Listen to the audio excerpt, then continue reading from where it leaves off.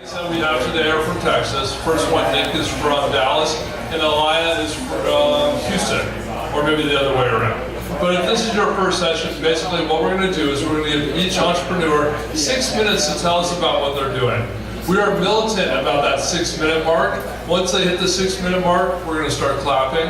After that, we give them a 15-minute Q&A opportunity. This is your chance to really get into what they're all about and what they're doing.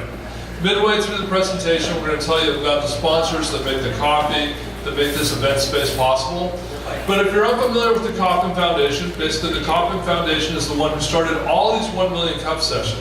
They started with just 2 sessions about 5 years ago. After that initial year, they actually ballooned up to something like 45 sessions. Now there's over 100 sessions nationwide that meet on Wednesday mornings. I mean, we've got this session here in Dallas, there's one down in Houston, there's one in Fort Worth, and they just opened one up in Frisco, Rockwall, and Wichita Falls. I mean, these things are blowing up everywhere. So with that, what I'm going to do is I'm going to bring up our first presenter. His name is Nick, and he is with Drone Parks Worldwide. They build drone parks that are safe, enjoyable, and luxurious. And I think you guys are in for quite a show, because if I'm correct, Nick, we're going to be seeing a drone flying right around this audience here. So we have a bit of a tradition here with 1 million cups. When the presenter comes to stage, I need you guys to stand up and give him a hand. So Nick's with Drone Parks Worldwide.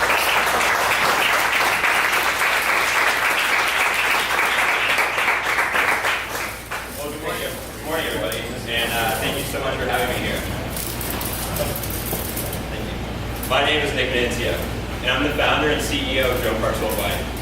At Drone Parks Worldwide, we want to build stadiums for drone flight. Imagine for a moment Kitty Hawk, North Carolina in 1903. The world has just taken to the skies. Right now, we have the technology to fly, yet airplane pilots are flying in fields, landing in farmers' fields, and something called a barnstormer fashion. That is where the drone community is today. Nowhere to fly, taking off and landing in fields. Right now, if you want to buy a drone, you're going to find that drones cost upward of $1,000.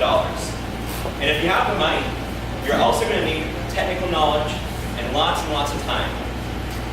And sadly, things only get worse once you become a drone pilot. Because then, you have to worry about some really complicated legality. And of course, you really have no place safe to fly. You know, in Houston, the city of Houston has actually banned drones in all city parks, so if you can't fly in city parks, then there's really no place for you to fly. And lastly, everybody is craving an experience around entertainment that is more than just sitting around, drinking alcohol, and watching someone else do something. Not that there's anything wrong with that. So that is our solution. Drone Parks Worldwide is the future of everything drone. We want to build safe, luxurious, and affordable spaces for people to come and fly a drone. You can either bring your own or rent one of ours. We've developed a proprietary curriculum that enables people to learn faster than anyone ever has before. Particularly if you're a millennial man and you play video games, you'll be able to learn in under about 20 minutes and become what we call race proficient. Your experience in any drone park can be summed up in 3 steps. First, find your local park. Here in Dallas, we're looking at the Deep Ellum area. Next, either learn to fly a drone, or sit back, relax, and watch someone else do it. One of the most amazing things about drones that we've seen is that drones really bring people together. You know, here in the hot Texas sun, we've seen grandmas coming out and watching their grandsons fly racing drones, which is really quite an amazing thing. You know, it's just like most other major sports in that sense. So, and last, fly a racing drone, compete with your friends, and dominate the competition. So, with that being said, now it's time to fly. Every drone is based around something called a first-person view system. And what this means is that there's a camera here that transmits live time to this set of goggles that the pilot wears, and the pilot sees exactly what this drone is seeing, which means that you truly have an out-of-body experience. Imagine feeling no longer like a human, but feeling like a little agile bird of prey. So, with that being said, I'd like 4 volunteers. Right here. Right here. Anybody over here? Right here? Come on up. And last one, anybody? Come on. All right, guys, so we have you guys stand shoulder to shoulder right here. Facing the audience, please. Shoulder to shoulder. Nice little space right here. Right. All right, guys. So here's the way this is gonna work. I'm gonna give you guys a set of goggles, okay? And all of your goggles are gonna be paired to the drone that I'm gonna fly. And so you guys are gonna be seeing exactly what I'm gonna see. However, I'm gonna be flying us. So essentially, all of you guys are running along with me. Now imagine this in a space designed to mimic a lunar base, where instead of just strangers, this is my family. This may be my grandpa, this may be my grandpa, my great aunt and uncle, all coming together around this incredibly disruptive technology. So once you guys get them on, I'm gonna have, let's see. So why don't you go ahead and put your hands above your head for me, like you're on a roller coaster, and grab onto what I'm giving you. And I'm not your favorite, just kind of. So grab onto that point, that hand, and grab that over there. Beautiful, thank you. All right, you guys are more welcome to keep your hands up if you like. Makes it look better for me, so.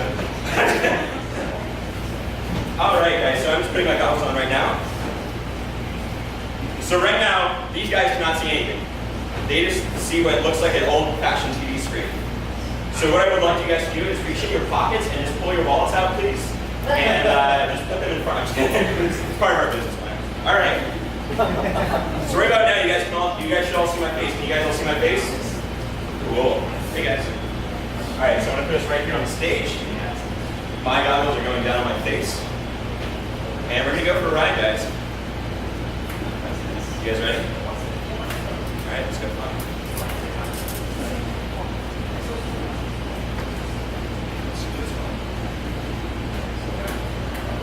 Here we go, guys.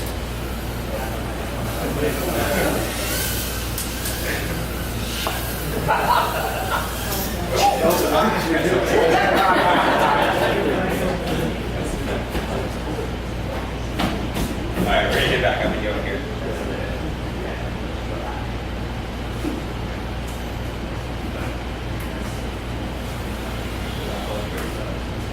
All right, we busted a prop, but you guys can take your goggles off now, but what do you guys think? Cool, you guys can just put them behind you. And we'll have this demo going afterwards. So. That was something you talked about. Where'd All right. So yeah, so we're marketing basically men and women, 35, this is women, we want you guys to have kids. So that way you guys, your kids can be taken to a safe, family-friendly environment. Essentially our strategy, rather than try and capture a huge market, is following kind of the Peter Thiel philosophy, build your market rather than capture it. Stats, all you need to know here is that drones are growing at an incredible rate. Here's a heat map of Texas. Basically, Texas is our huge market priority right now. For this reason right here, we have the most drones, second of any state, but we also have the most dispensable income of any big drone state. And here's our revenue streams. We're centered around subscription models, just like a gym membership. Our true north as a company. So we want the most immersive experience possible, safest environment with the maximum number of people. And here's our founders. Marjorie went to the Naval Academy for 2 years. All right.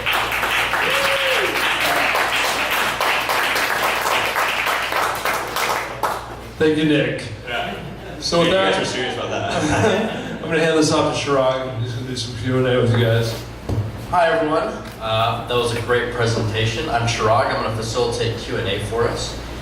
So as we always do at 1 Million Cups, we open up with a question for the presenter, which is, how can the startup community help you guys? What can we do to help your startup?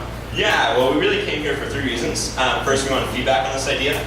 We want resources, so if anyone knows someone who owns land that would be willing to do this, or a nice retail location. And then lastly, we need investors here in the Dallas area.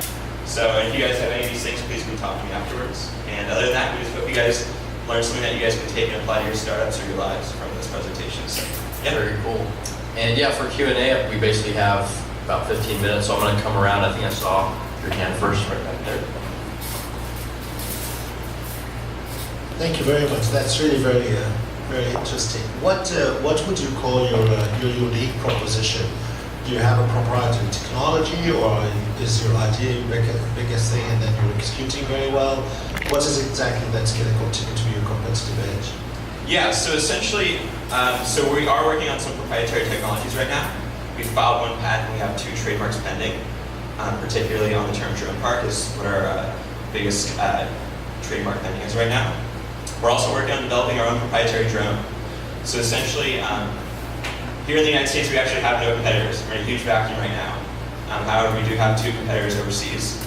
And these guys are using store-bought drones, which break a lot more often and just cost a lot more overhead. So that's one of the barriers we're overcoming. And that's obviously a huge thing. So how do you define a drone park? How much land do you need?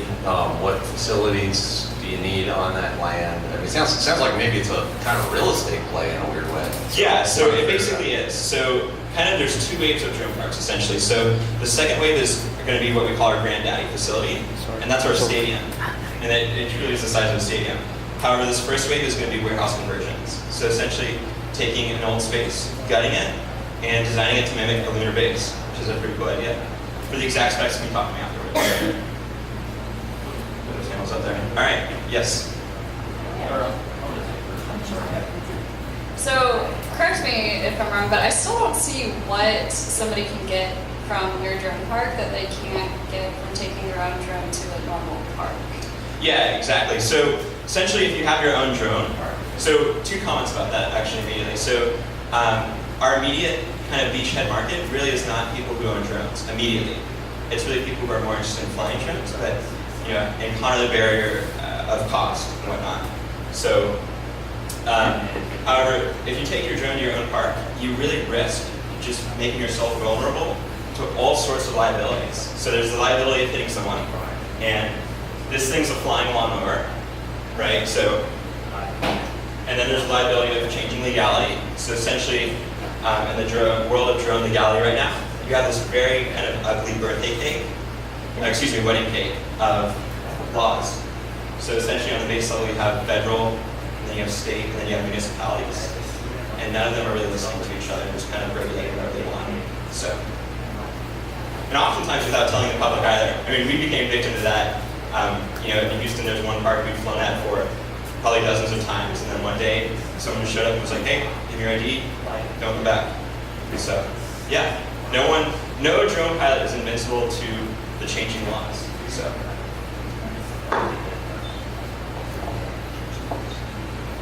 Hi, I just have a couple of questions. Thanks for being our one brave woman. That was awesome. I've always been a first in my different jobs. When you first started, I would like to hear you enunciate your company name better. Drone Parks Worldwide. Thank you. The reason I say that is a lot of people, if you reel it off real fast, won't get your name. I think that's really important, your company name. Cool. Well, thank you so much for that feedback. Also, in your market target, I noticed you had similar age groups to the TV industry, which I'm from. Yes. I think you're missing, of course, I'm sure you will cater to everybody, but I think you're missing a market there that might be lucrative. I don't know, because I haven't done studies, but my age and a little older, especially men who are retired, I think would be in. My dad would have been very interested. Yeah, absolutely. Yeah, great piece of feedback. Thank you. And yeah, kind of the biggest problem there that we've seen is that older people tend to learn how to fly drones a little bit slower. So we're just working out ways to overcome that barrier to entry for them. So. Thanks for your presentation. It's super interesting. Yeah, thanks for being here. Yeah, I just had a quick question.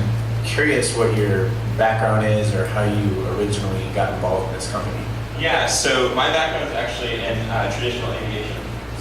My background is in traditional aviation. I've been flying small airplanes since I was 12. At one point, my two lifelong passions are Formula One racing and aviation. So at one point, I was deciding between pursuing a career in Formula One or pursuing a career as a fighter pilot. And then I found drone racing. And I was like, this is awesome. And I was like, I want to go buy one. And I was like, oh my God, what are radio frequencies? Why are batteries so complicated? Why does everything cost so much money? And I was like, wow, someone should really do something about this. And here we are 2 years later. So Next question from over here.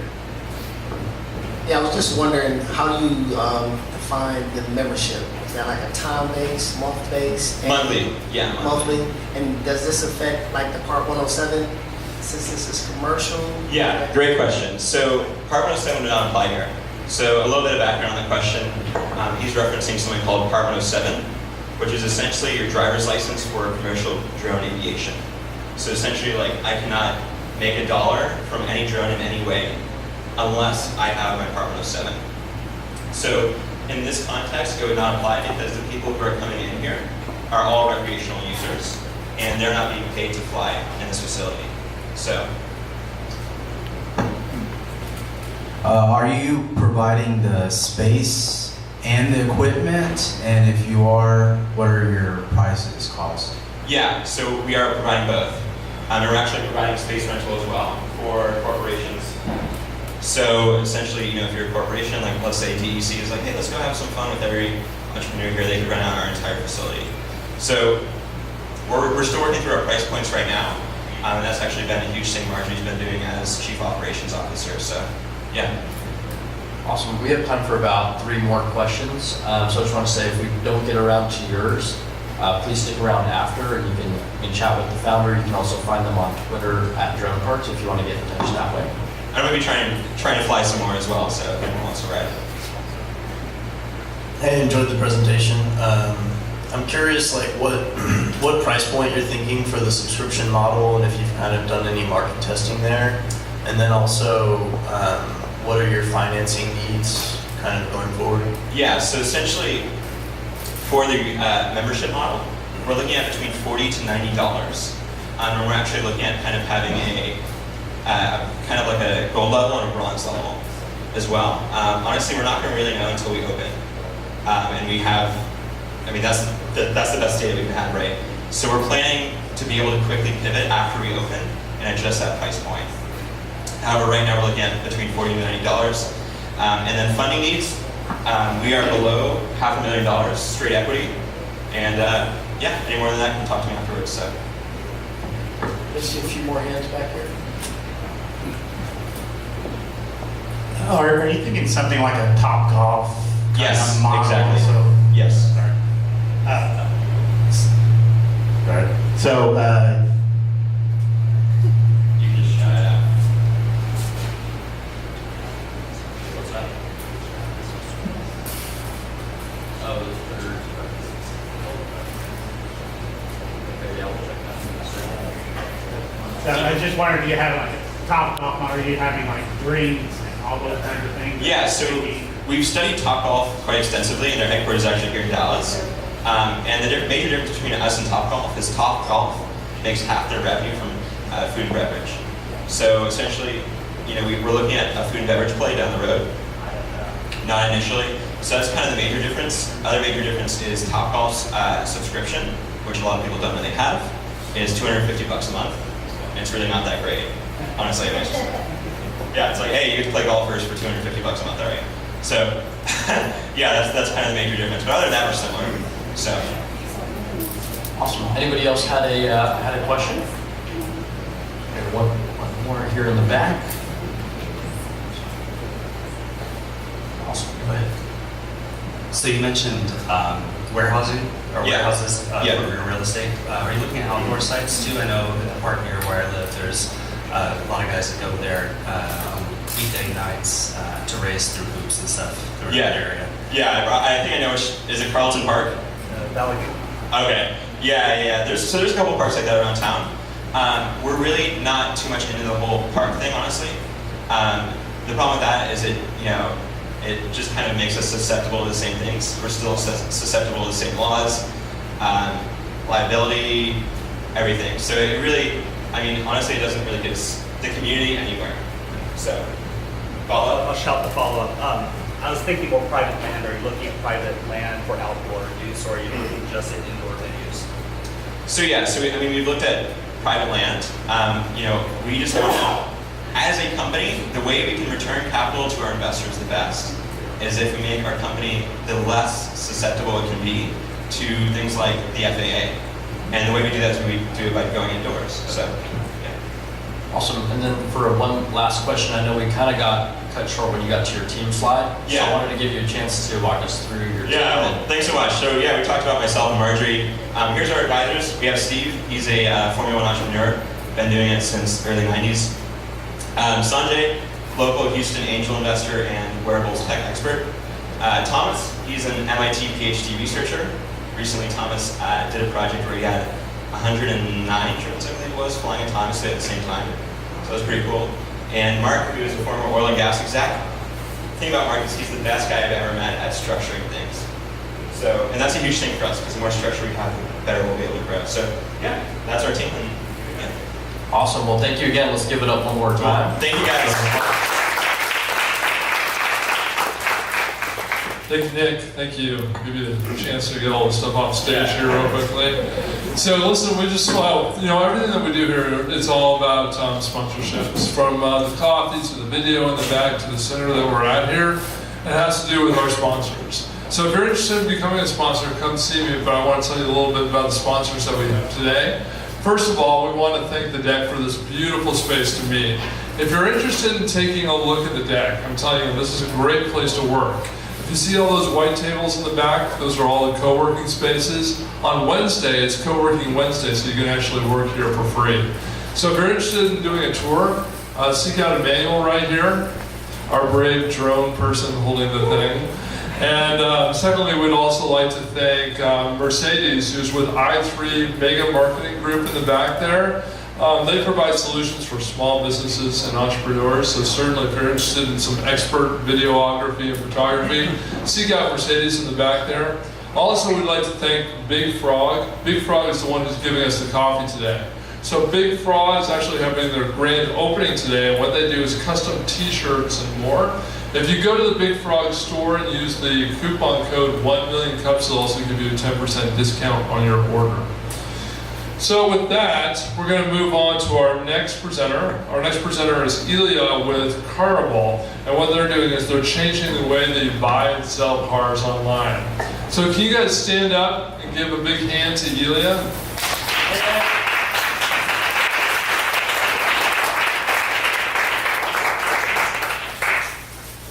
Thank you. I have to make sure I don't trip over myself here, right? So my name is Ilya Belabragian. I'm one of the co-founders for Carable, and let me tell you about how we're going to change the world. Well, first and foremost, this is something that I think everyone in this room is going to associate with. It's a big mess of selling the biggest second private item and buying them as well. It's kind of like a dating experience. Nobody's really looking forward to that. Why is? Well, because you only have two options out there, right? One is you can usually trade or buy your vehicle from a dealer, and even with the good ones, they will always have information advantage over you because they do it so much more often, and they have access to the latest data in the market. Or you can try to do it yourself on classifieds, which is usually a very time-consuming experience that is sometimes unsafe, and plus if you have a vehicle that is worth more than $10,000, good luck actually finding somebody who can buy it for cash. Most of the people don't have $20,000, $30,000 later around to buy your good Lexus, right? Can anyone associate with this experience? Does it ring a bell? That's good. Here's how we're going to change it.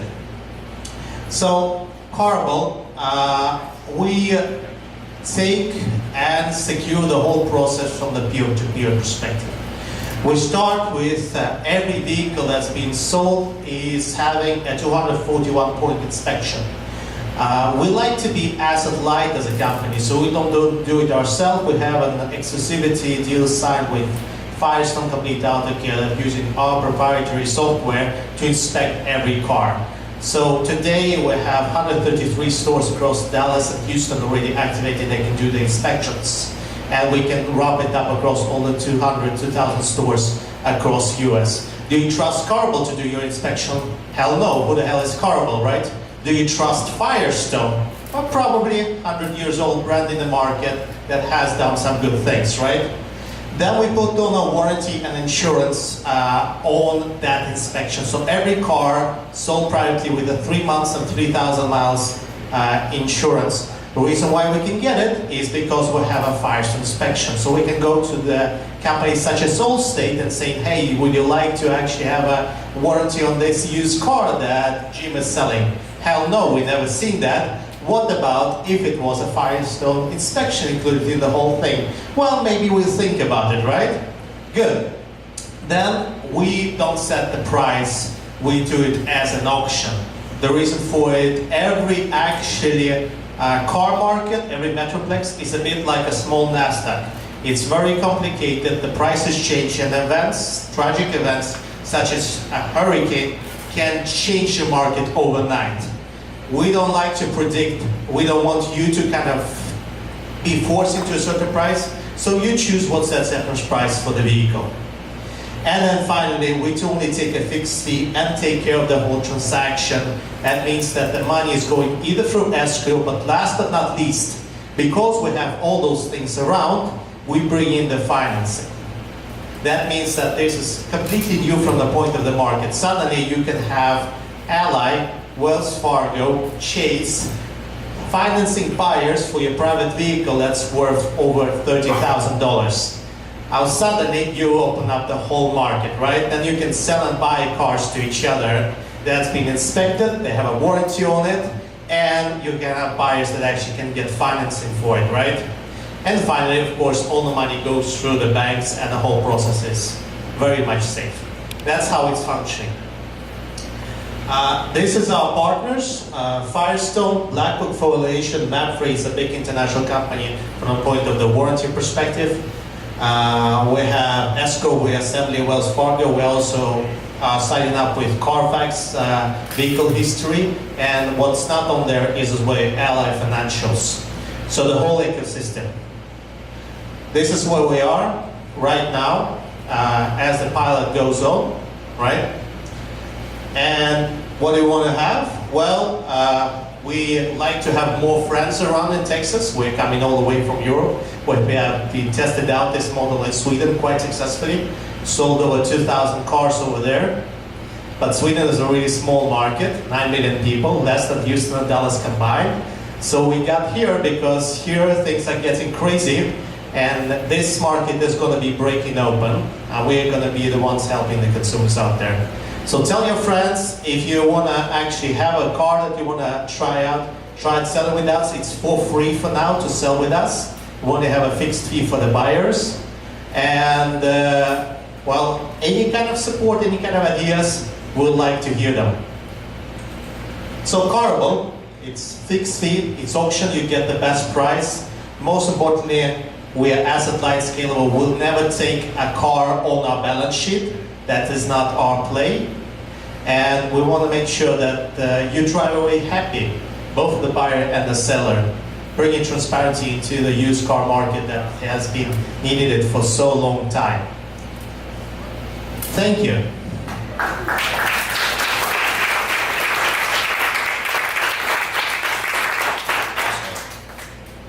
Very cool presentation. I think you kind of answered our kickoff question for us, but I'll ask it again anyway. What can the startup community do for you? How can we help out your startup? First and foremost, as always, when you gear up the marketplace, it's a chicken and egg problem. We need to have the people selling with us, and we need to have the people buying with us. So far, we have had double-digit growth month for month of onboarding. Last month in August, we onboarded over 110 customers across Dallas and Houston, and we're going to beat that this month. But it's still nothing compared to the whole market, right? So if you want to check us out, try it out as a consumer, please. That's It was a really good question, but I would like to discuss it some more. I'll come up to you guys in the front after these two in the back. I'm just curious to know what is your logo? What does it mean? So we get this question often. It's a small, cute car that goes in that direction. This is the exhaust, and this is think about the bumblebee car, right? The bubble car, right? Goes that way. Do you see it now? The anecdote was, it was the same guys that did the Airbnb logo. We know them from Sweden. It's a Swedish designer company. And they brought this up to us. We're like, what the hell is that? I said, well, you probably will like it. We're like, okay, let's go with that. Go with any color. It's cute. Please. Interesting presentation, thank you. One of the issues I think for sellers is just the hassle factor. I think that's why a lot of times people just will trade a car in with a dealer. You have all these partners. It's not really clear to me whether the seller has to, for example, take the car to Firestone, then get the insurance. I mean, or how are you making it seamless and hassle-free for the seller? Really good question. As a seller, what you need to do is take the car to any of the near Firestone, and we make the appointment, so you know when you arrive, they know when you are arriving at a certain time. Then you sit there through a 1-hour inspection at one of the Firestone stores. You take it off, you watch a TV, and then the car is going to be dropped off back to you. You come home, we call you up, we walk you through the inspection report. All the pictures are taken within the inspection as well by a Firestone representative. When you say, this is the price I'm going to push my vehicle at, we push it out on the marketplace, we market it outside as well, and you're not going to get a call from us until we have some good bids. So you're driving your car around while it's being sold online. Then finally, when we have a credible buyer that either have the financing or have money in the bank in an escrow, we're going to reach out to you and say, listen, now we have a good transaction that accepts your bid. Great. Let's set up a meeting either at the nearest Firestone, and we can be there as well for you, or any other convenient place. Then you have to transfer the vehicle over to the actual buyer. The buyer still have the right to do the final inspection if he wants to maybe take a short drive, right? And then if everything is all right, there's no new scratches on the car, then the deal is done and everything is done in our transaction app. That's it. So it's two things. And we were a bit worried if people would take an hour of the time to go to a Firestone. Because a lot of models where technicians go into their home, what we heard from people is that, well, I don't want a technician coming to me and invading my privacy. I'd rather, we had actually especially well received with the female community, I'd rather stop by a Firestone that I trust, take 1 hour, do some reading, do some work over there on Wi-Fi, get my car inspected and put it up for sale. So that's how it works, yes. And so the seller does pay the inspection or what? Right now, no, it's all about getting the people onboarded and so forth. Down the line, we're going to introduce a seller fee that's going to be flat and not big. We are very much in the fact that we like to have the fees fixed, not taking the percentage of the deal. The reason for it is we are a marketplace. We shouldn't care if your car is sold for 30,000 or 10,000. The main thing is making the transaction happen and enabling the market. Hi, 2 questions. First one, do you have any metrics on how much more a person would get from their car versus a trade-in, or how much they would potentially lose from their car versus going through a different route? Or, yeah, that's the first question. The second question is, what is your flat rate? Very good questions, thank you. First and foremost, we always want you to get something better than a trade-in. That's a must. The reason for it is that your car, instead of selling it privately yourself on Craigslist or Auto Trader, you sell the car with an inspection from Firestone, with the warranty on top of that, and we can provide buyers to your car with financing. Naturally, that creates a better offer than anything you would have if you were to sell your car yourself on Craigslist or Auto Trader. point of the price, this is probably the best way you can actually sell the vehicle. From the point of our fee, we don't take any fee right now from the seller. We have a flat 500 fee from the buyer. Within that fee, he's getting the car that has a warranty on it, and he already have the car that has an inspection on it as well. So it's kind of paying for the service, right? And he's still what's in it for the buyer? Well, think about it. He gets a vehicle that is packaged in the same way that he will get from a dealer. There's an inspection, there is a warranty. The warranty is actually better than some of the dealers are offering out there, right? And he got that car financed. He's still gonna save at least $2,000 versus buying it from the dealer, right? So he's making a good opportunity out of that as well, right? There's a margin in the market between the trading and the trade out that the dealership has. That's the margin we're working with. And as soon as we can create that trust and transparency peer-to-peer, this is where the magic happens. Does that answer your question? Thank you. We've got two more. Here's one from someone here in the back. Hey, thanks. Nice presentation. Quick question. Financing. You keep referring to financing. How are you going to work with subprime, low credit people that can't historically go to a regular dealer? Our approach to financing is we're working diligently to offer, you can say Swedish word here, a smorgasbord of options. And it was very important to us. So we are onboarding more and more players as we go. It's actually funny, the biggest challenge to subprime lending is actually located here. Santander have their office here downtown in Dallas. We know them quite well from the European market, and it's a bloodbath right now from that point of within the subprime competition. Our job is just to bring to the customers all those opportunities and say, listen, we're not the one in charge, you're the one in charge, pick and choose where you want to get financed, right? That's how we're going to approach it, but we're not going to kind of force you to, okay, you only have to finance with those guys, only with those guys. Our job is to build the marketplace. Does it answer your question? Thank you. Good question. Hey, great presentation. First of all, I love your shoes. Those are awesome. Thank you. My wife picked out for me, otherwise I would be dressed like, Yeah. Well, she did a great job.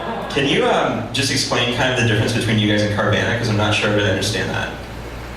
So Carvana, first and foremost, really like what they do. You know that they are valued, I think, $3 billion right now on NASDAQ. So Carvana originated from a company called DriveTime. I don't know if you guys are familiar with DriveTime. That's a company since the 1960s. Carvana is actually run by the son of the owner of DriveTime. So it's kind of a son-father relationship. Carvana does a really good job of bringing the dealership to the next age. So they have the vending machine, they do a very good job of representing the actual car online, but they still have the dealership model, still a bit of brick and mortar, still taking the vehicles on the actual balance sheet, still picking out, and kind of their win is your loss. Right? If you trade in, they would love to get a bit of you, right? It's still a conflict. So you have all those dealership dynamics. They're really good at what they do. But in a sense, it's two different models. One is balance sheet heavy and getting the assets, polishing them up, storing them up, taking the risk on them. The other one, asset-light marketplace, not take the risk in the asset and just enabling the transaction and making sure that the assets are displayed transparently and trustfully and getting the transaction directly between two people. Does it answer your question? But I agree, it's hard to distinguish. Yes. Awesome. Unfortunately, we're short on time, so if you still had a hand up, and I know there were several, please stick around for a little bit afterwards or get in touch with the company on Twitter at Carable US. Thank you once again to the presenter and great presentation. Thank you so much for having us. So if you're interested in sponsoring a 1 Million Cups event, come up and see me afterwards. Also, if you're interested in volunteering, also come see me. Otherwise, have a good week.